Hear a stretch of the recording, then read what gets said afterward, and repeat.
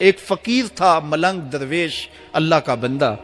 اس کی عادت یہ تھی کہ اپنے ڈیرے پہ آنے والوں کو کھلاتا، ان کو پلاتا، ان کی ضروریات کا خیال رکھتا، لیکن کو مالی آسودگیاں نہیں تھی.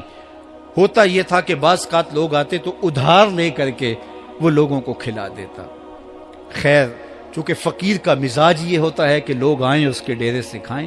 بابا بلے شاہ نے بھی کہا تھا نا، اٹ کھڑک کے دکڑ بجے تتا ہووے چلہ، آن فقیر کھا کھا جاون راضی ہووے بلا. یہ فقیروں کا مزاج ہے. تو جو بھی آتا اس کے ڈیرے سے کھاتا اور وہ ادھار اٹھا اٹھا کے لوگوں کی ضروریات کو پورا کرتے رہتے. وقت آخر آ گیا، جن لوگوں نے ادھار دیا تھا وہ سارے تقاضا کرنے آ گئے. اب بابا جی کو کیا فکر لاحق ہے کہ یہ میرے مہمان اور میں ان کو کچھ پیش کرنے کی صلاحیت نہیں رکھتا.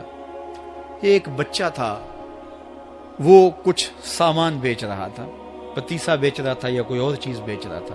اس نے گلی سے گزرتے ہوئے آواز لگائی، خادم کو کہے سے بلا کے لاؤ. کہا تم بیچ رہے ہو تو میرے مہمانوں کو کھلا دو.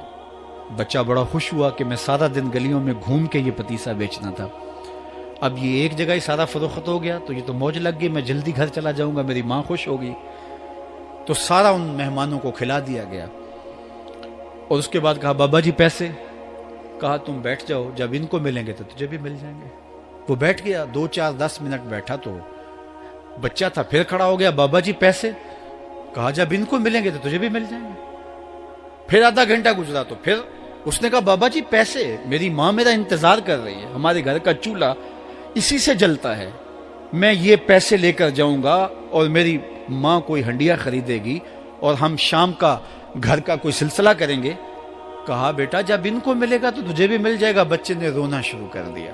یتیم بچہ تھا، اس کا سارا آسرا یہی تھا. اس نے رونا شروع کر دیا. جب بچہ رویا اللہ کی رحمت کو جوش آیا. کوئی مرید نذرانہ لے کے ان بزرگوں کے پاس آ گیا اور اشرفیوں کی بھری ہوئی تھیلی پیش کی. وہ اتنے پیسے تھے کہ اس بچے کو بھی دیے، جتنے لوگ آئے تھے سب کا قرض چکایا. کہا جاؤ گھروں کو. تو سب نے کہا بابا جی ہم صبح سے بیٹھے ہوئے تھے تو یہ نذرانہ دینے والا صبح سے نہیں آیا تو اب کیسے آ گیا؟ کہا صبح سے تمہارے اندر کوئی رونے والا نہیں تھا، ایک رونے والا آیا تو باقیوں کا بھی کام بن گیا. بعض اوقات کسی ایک شخص کی وجہ سے باقیوں کی خطائیں بھی معاف ہوتی ہیں.